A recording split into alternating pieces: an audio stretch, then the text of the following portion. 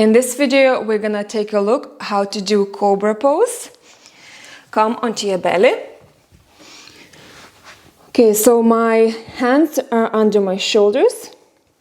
My feet are hip distance apart and my tops of the feet pressing down. I'm looking down towards the mat, so my neck is neutral. So you can use your fingertips or the whole hand. Let's press the hip bones into the mat. And from here, we're gonna roll the shoulders back, squeezing the shoulder blades together and lift, keeping the elbows back, chest forward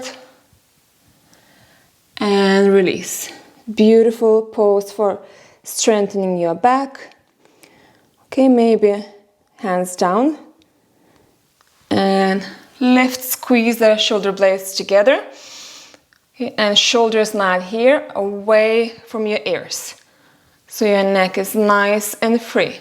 Maybe looking up and releasing down. Okay, my hips staying down. Okay, one more time, maybe on the fingertips, elbows back, shoulders down and lift. Exhale, release. Beautiful. Okay, let's come back to seat.